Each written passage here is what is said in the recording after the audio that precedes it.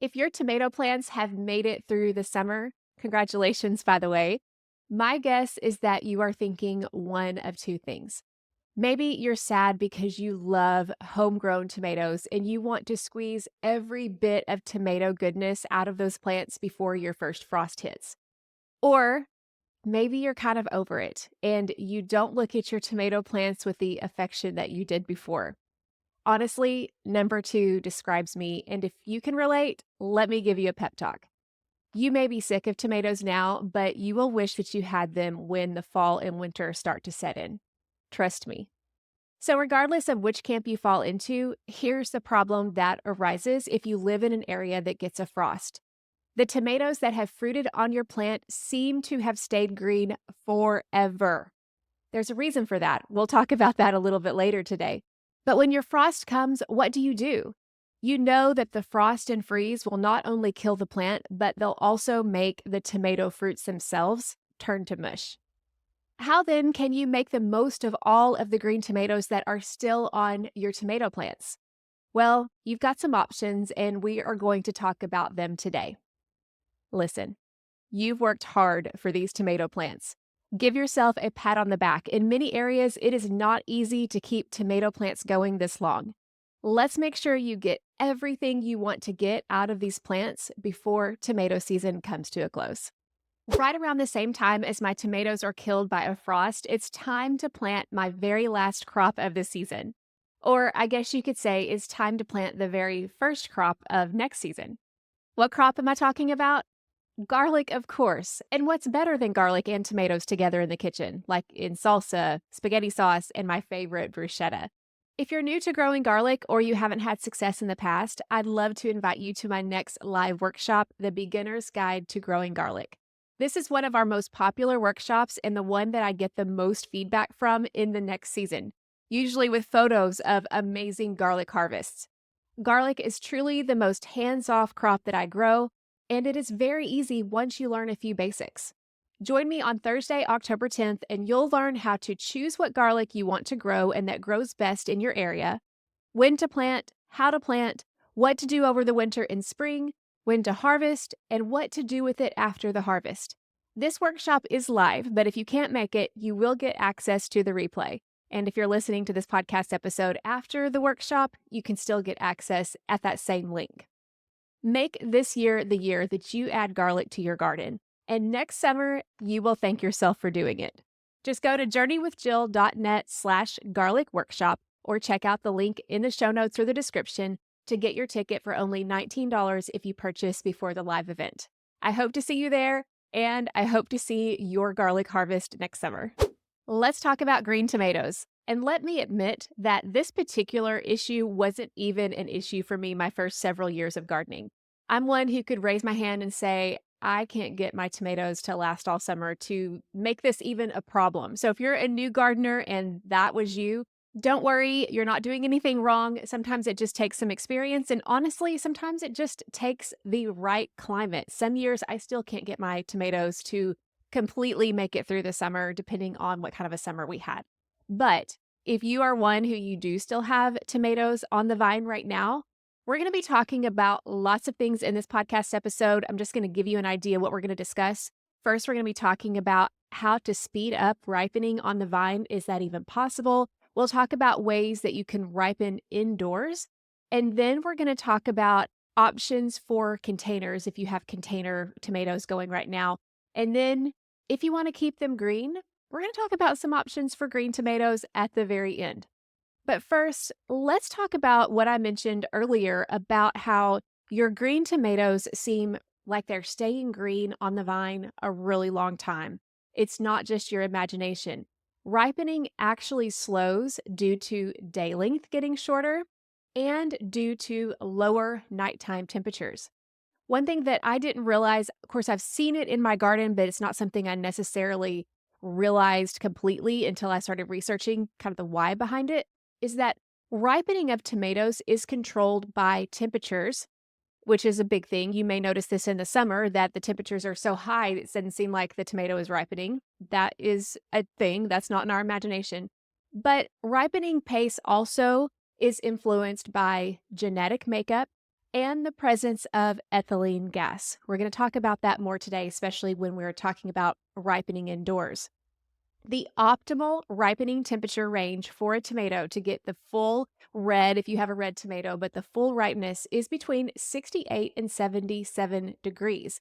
Interestingly enough, the red color doesn't form with temperatures over 86. I'd never heard that before, but that would make sense why some of my tomatoes in the middle of the summer don't get that full deep red.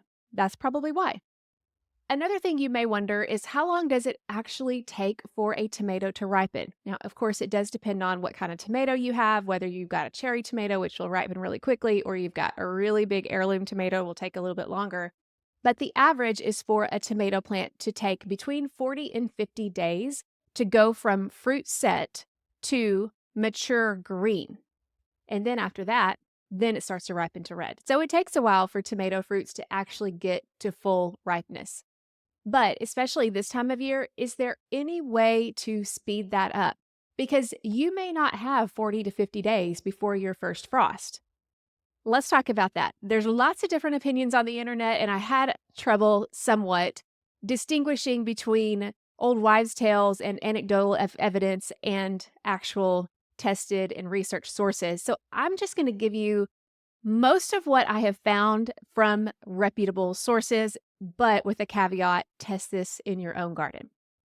One common practice that came up over and over again, both by regular everyday gardeners and some of the university websites, is what's called root pruning. There was one particular source that said this, and I'll quote it. Pruning the roots by pulling on the plants and thus breaking the root system to a considerable extent stimulates early ripening of the fruit. In one particular study in North Dakota, I believe, they did a late root pruning, which in their climate is September 1st. They showed that this late root pruning resulted in a decided increase of total yield. What they concluded then was that plants that were stimulated in this way of root pruning practically ripened all of their fruits before the end of the season, and they felt like they could contribute that to the root pruning. There are a couple ways that you can do this root pruning. I did see a couple of different methods online. I personally have not tried any of them, but one is just to take the plant itself and just pull it up, effectively breaking some of the roots in the soil. To me, that'd be a little scary. Like, are you going to break them all? But that was one that was very common. Another common practice was to take a shovel and back off, I think around 12 inches. You might double check me on this. I can't remember exactly, but about a foot or so outside the stem, just start sticking your shovel down to break up some of those roots. The point is for it to cause a shock to the plant. So the plant's like, oh, we're getting ready to die. We bet we got to make seeds. Which that would make sense, right? Because the purpose of a plant is to reproduce, and it's not going to be able to reproduce if it has unripe fruit. So with the shock to the system, it's going to die, or it thinks it's going to die, so it's going to try to ripen the fruit more quickly. That makes sense. So that might be something that you might want to try is root pruning. The other thing that you possibly could do to speed up ripening of your green tomatoes on the vine is to top the tomato. This is actually a pretty common practice, and topping the tomato essentially is removing the top 4 inches of the main stem. If you've pruned your tomatoes to that main stem, just removing the top 4 inches. Why is this common practice and why does it work? There are a couple of things that I was able to find. One, I found buried in an article that talked about that unpublished studies from Cornell University, which obviously I can't verify because it's unpublished, but I did find this reference that a pruned tomato's root system, like if you're pruning at the top, the root system corresponding to the top pruning will reduce in the same proportion to the top.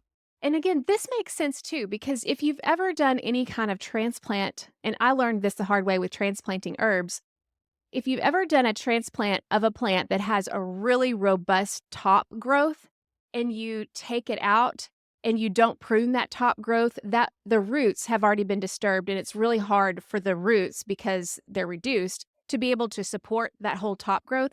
So what actually is a better practice is to prune that top growth in proportion to the roots that you still have on the plant. That way the roots can support the small amount of top growth. So that kind of makes sense that the root system and the top growth are correlated. So if you are pruning the top, then the roots are going to naturally respond in their own natural type of root pruning. That makes sense. But a more common thought of topping the tomato, removing the top 4 inches of the main stem, is that the plant slows down growth and it channels more sugar into the ripening fruits. It also stops it from flowering. At least that's the thought, is that by pruning off those top 4 inches, it stops them from flowering. One thing that I have done too in the past is I have just removed the flowers altogether. So that way the plant would focus on ripening the fruit that's already there. I've pruned entire stems. I don't prune my tomatoes to one main stem generally, depending on how I trellis it. Sometimes there are two. But if you haven't pruned your tomatoes at all, then that might be hard to find. Well, which one do I prune? Typically, you're probably just going to prune all of it just so that you can make that plant focus on ripening the tomatoes that are already there. You may be asking, when do you do this? When do you start topping off your tomato plants? And most of the sources that I have found are pretty consistent at doing this about a month before your average first frost date. That will give time, hopefully, for the tomatoes that are already on the plant to begin their ripening process, or at least get to the point where you can pick them. More on that in just a minute. But if you're going to be doing this about a month before your average first frost date is about the right time to start. There are a couple other things that you can do as well. One thing that I read was to slightly reduce watering, which makes sense because the plant doesn't have as many resources and energy to continue to make vegetative growth and new flowers. But one thing to keep in mind is that, and we kind of talked about this before, but it's really good to keep in mind here, is that ripening slows when nighttime temperatures get below 50, and red color doesn't even develop below 50. That's something else that I found I didn't really even know about. But if your temperatures are already starting to get into the 40s at night, you haven't had a frost yet, so the tomato plant isn't being killed, you might not be able to get that ripening to happen anyway if you're this late in the season. If your tomatoes then are in a container and you're getting nighttime temperatures in the 40s, maybe you need to bring them in at night. You can put them back outside during the day so it can get plenty of sun, but below 50 is going to be a problem for these tomatoes ripening on the vine. Another thing you can do as you're headed toward your first frost, and maybe you live in an area like I do where you might get that first frost, but then you're going to be mild for a few weeks.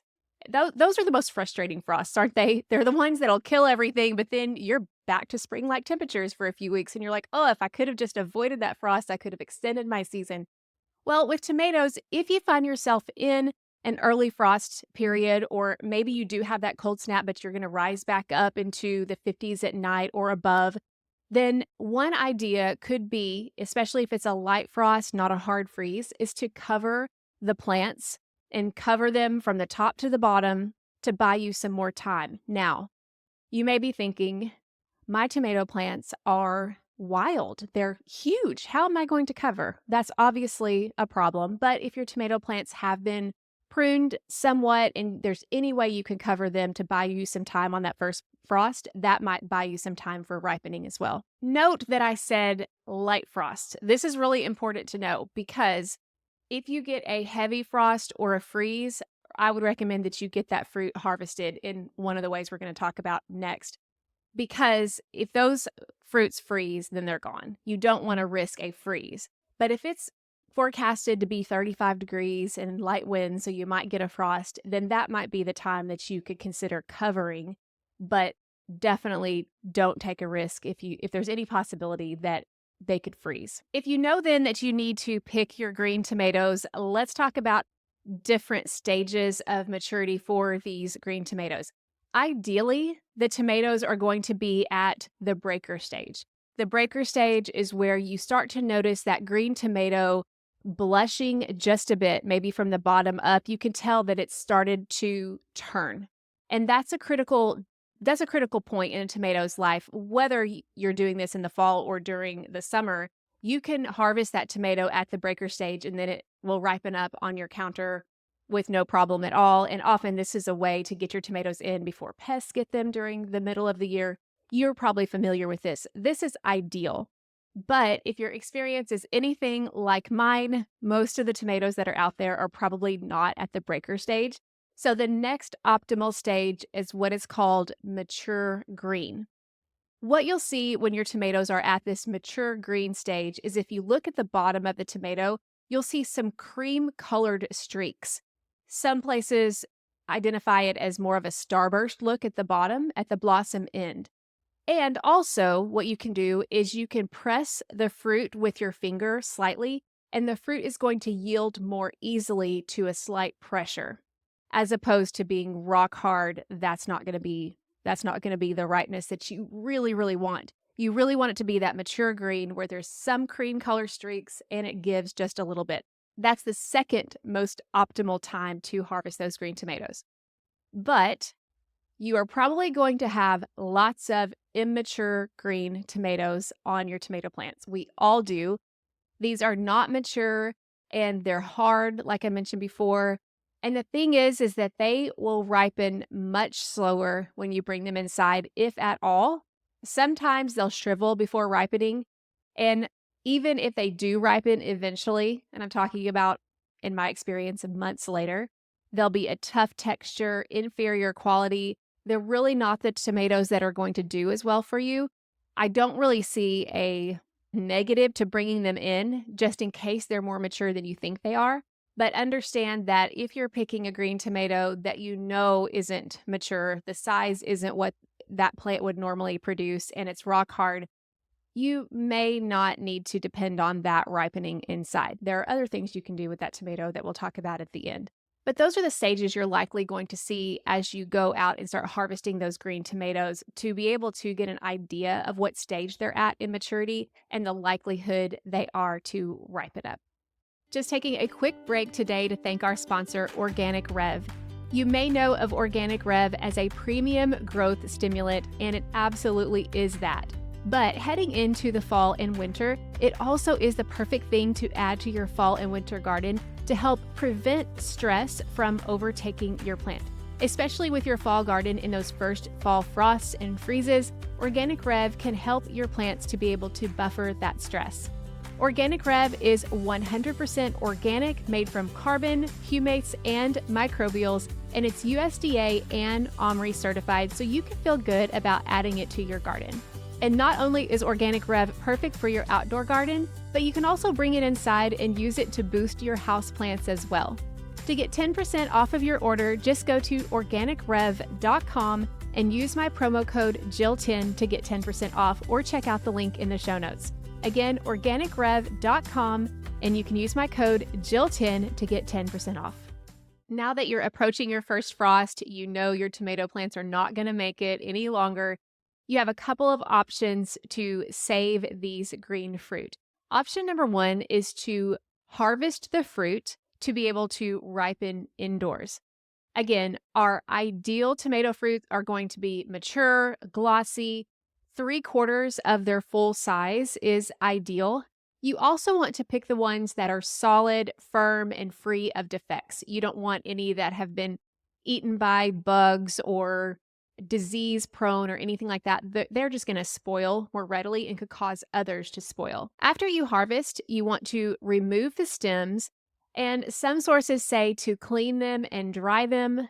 If they're not dirty, I've never really done that, but I guess the thought behind that is you remove some of the particles that are on the skin that could cause it to, but I'm sure the thought is that you remove some of the particles that could still be on the skin that could hasten spoilage. Remove skins, clean, but make sure that they are dry. And ultimately, we want to store our tomatoes in an area that has the ideal humidity. Because if you have too low of humidity in storage, then the fruit will often shrivel. But then if you have too high of humidity, then they will often mold. The ideal humidity is about 85 to 95%. For most of us during this time of year, even if we live in a humid climate like we do here in Arkansas, the humidity is not usually too high at the time that we're approaching our first frost. At least that hasn't been the case in my experience, and the research that I did, most of the assumption was the humidity is actually going to be too low. In that case, we want to try to trap as much humidity as we can, and there are a couple of ways that we can do that. One option is to wrap each tomato individually in a piece of newspaper or wax paper. This is pretty common. You can find this online. If you have a few tomatoes, I'm sure that's completely doable. The one year that I had a lot of tomatoes and they were all the San Marzanos, so they were small, there was no way I was doing that. That was going to take way too long. And then one thing you have to do when you're wrapping individually is you have to check them on occasion to see, are they ripe? Have they spoiled? And any spoiled ones, which that will happen, then you got to take them out. So to me, that's a lot of labor unless you just have a few fruit to be able to work with. Another option, and this is what I have done, is you place the tomatoes in a single layer, ideally stem side down. I don't think I did that mainly because mine were San Marzanos and that wasn't going to happen. But if you've got your beefsteak tomatoes stem side down, I'm not sure the reasoning behind that, but I'm just passing it along. And then to be able to help with the humidity, you can put the newspaper or wax paper above those to be able to trap the humidity and also to be able to contain the ethylene gas that they naturally give off, which will help them to ripen. Some places say that you can do a couple of layers this way and just put the newspaper between layers to help retain this humidity, but don't do more than 3 layers. And you don't want the tomatoes touching each other. I think a lot of that is because tomatoes are soft and you don't want them to put pressure and then possibly puncture, which could lead to spoilage. I don't think I did more than 1 layer when I did mine because I was too worried about that happening, but definitely no more than 3 layers. Another option that you can do is to put a few in a plastic bag if the humidity in your house is low. This is going to help trap some of that humidity and again, also the ethylene gas.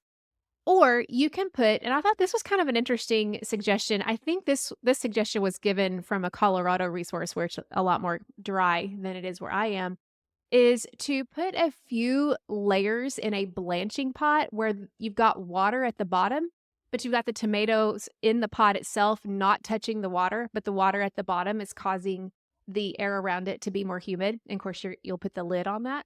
I thought that was a really good idea. I love my blanching pot. I blanch lots of things with it. So I have it handy, but the key is not to let the tomatoes touch the water. No matter what option you choose, ideally you want to store your tomatoes in a 60 to 70 degree dark location. Light is not necessary to ripen tomatoes, despite what you may have been told, or you grew up with tomatoes on your windowsill. Once they're picked, they don't need light. Instead, you want to have them in a dark location. But that whole 60 to 70 degree thing is kind of hard to achieve if you're doing it in your home. So just do what you can do with what you have. I usually put mine in the coolest room in my house. It's usually a closet in the center of the room, basically where you would go in a tornado. I keep thinking like that's the place we go in a tornado, and that's the place that I need to store my produce because it's the darkest and coolest place in my house. But that's what you want to do. And then also inspect them frequently. Again, you want to take any out that have ripened, obviously, but then you also want to take any out that may have spoiled. Sometimes they start rotting in places that you didn't notice when you put them in storage. So inspect them frequently. And then when the color starts forming on some of these fruits, remove the newspaper from these fruits and place them at room temperature. That way they can finish ripening. There are a couple of things you can do to speed the ripening even in storage. Is instead of removing the tomatoes that are starting to ripen, you can keep them with the unripe tomatoes, and that ethylene gas that the ripening tomatoes is producing can help ripen the others. That's what I did. Or you can add a banana or an apple to the area. Those 2 fruit also produce ethylene gas. Those are some ways that you can speed up ripening. Now, if you want to delay ripening, maybe you have a lot of mature tomatoes, but you're not going to use them all at once. And maybe you just like using your tomatoes for burgers or salsa or something, and you're not going to use them all at once. And you'd like to have some ripen and be able to last a long time. Then in that case, like we said before, it kind of makes sense. Remove the ripened tomatoes as soon as you can so you don't introduce more of that ethylene gas to the ones that you want to ripen a little bit later. What should you expect then time-wise? If you've got about a 65 to 70 degree location where these tomatoes are being stored, then you can expect, if they were at the mature green stage, you can expect them to ripen in about 2 weeks. If you are at 55 to 60 degrees, which is a little bit lower, maybe you put them in a garage, then 3 to 4 weeks. But don't store them anywhere under 50 degrees. And if you put them in a garage, just be careful, because I know sometimes you forget about things and maybe it gets really cold. Under 50 degrees is going to produce a bland or off flavor, so that's not recommended at all. In my experience personally, the longer they took to ripen, the more unripe they were to begin with, which makes sense. It's just common sense. But also, the more tasteless they were. I had some green tomatoes, and I wish I would have written down what month it was, but I'm sure, I harvested in October, and they may have made it to December or January. I don't know. It just seemed like a really long time. They were the tomatoes that never ripened, but once they did, I mean, they were terrible quality. So the longer they sit there, even if they haven't spoiled or shriveled or any of that, the longer they sit, the less quality they're going to be. So just keep that in mind. Before we finish up here with more options for your green tomatoes, I wanted to let you know about a few videos and podcast episodes along these lines that you might be interested in listening to or watching next. The first one is what to do with green tomatoes. This is actually an article. It has recipes that other people have sent me. We're going to link that in the description so you can read that. I also have a YouTube video that's about topping tomatoes and also some other tasks that I do before my first frost. I also have a couple of podcast episodes you might be interested in. One is episode number 323, How I Had the Best Tomato Year Ever. That was last year, but I broke down what I feel like went well with that year and what was fluke, but what was also what I did differently. And then we've got episode number 318, which is 3 common tomato problems in the summer. Maybe you didn't make it this far with your tomato plants. Listening to this episode may help you to fix some things for next year. All of this information is going to be in the links in the description or the show notes, and you can read the articles. You can click through directly to read the article, watch the YouTube video, or listen to the podcast if any of those pique your interest. And don't forget, you can also sign up for the garlic workshop in the link in the description as well. All right, let's get back to some other ways that you can save and use your green tomatoes. Option 1 for your tomato plants was to harvest the fruit itself. That's what we just talked about. But there's another option. I've never done it, but I've seen it a couple places and it kind of makes sense. And that is to harvest the entire plant, leaving the tomatoes on the vine, but you pull out the entire plant, roots and all, and then hang upside down in a cool and dark location. Some places said that you could actually have some indirect light here. Not quite sure on that, but I imagine the whole point is that the plant would start to send all of its energy into those ripening fruits. So it definitely does make sense. Now, there is a downside to harvesting the entire plant, roots and all, and this was something else that I found in an obscure website, but I just found it really fascinating because we think about, hang in here, I know it looks like I'm going to be chasing a rabbit, but I'm going to bring it back in. But we think about cover crops being the most important thing to be able to add organic matter in nutrition naturally. We all know about beans and how it adds nitrogen to the soil. We don't really think about the benefit of tomatoes, but when we leave our tomato plants in the ground, at least the roots in the ground, the roots and the stubble of these tomato plants contain more fertilizing elements than that of most crops. The roots and the tops, they leave nitrogen, phosphorus, and potassium to following crops. I'll tell you, I have never heard that before until I found this, and we'll link this. I believe this was one of the places that, I've got a link that I'm going to put in the description for you to read. It's a pretty long thing, but is really fascinating. All that to say, if you do harvest the entire plant, just know that this would have been a good place to be able to continue to add nutrition to future crops. So it's just one of those things where, what's the benefit and drawback to one choice over the other? But I definitely wanted to let you know about that option of harvesting the entire plant, just because it makes sense that the tomatoes themselves would be able to get more of the energy from the plant itself, even though it's a dying plant, sending it to the tomatoes. If anyone's ever done a side-by-side, I would be curious to see how the differences would compare between harvesting those green tomatoes versus letting it hang like that. That would be interesting. Maybe I should do that test this year myself. Anyway, that's an option I wanted to let you know about. And then if you are growing your tomatoes in containers, I mentioned this as an option before. You definitely have options here, especially on those cool nights, is to move them into the garage or inside on cold nights if you can. Now, most likely, if you have a full-size tomato in some kind of a container, that may not be the easiest thing to do because it's probably a pretty big container. So lifting it would definitely be a hindrance for me, but being able to bring it inside where the temperatures are not going to be below 50 at night could help those tomato fruit ripen more naturally and then bringing them back outside. Another thing that you could do is you could move the whole plant inside and just keep it under grow lights. Right now, or as we approach the first frost, the light during the day isn't very intense anyway. So moving them under grow lights, if you have a grow light that casts enough light for that entire plant, might be an option to help those tomato fruits to ripen as well. So far, we have talked about getting the tomatoes inside to be able to ripen them in some way. But I can hear many of you saying, but wait, you can use the green tomatoes. And yes, you can. There are different options to be able to actually use your green tomatoes in the kitchen in different ways, and some people swear by these things. I'm going to give you these options. Frankly, these are not my favorite things. I have never been a green tomato fan personally, so I don't use these, but many of you guys have told me how much you love doing this. The first is fried green tomatoes. I can't stop thinking about the book that I don't even know if I read as a child, but I remember it. But fried green tomatoes is something that a lot of people love doing.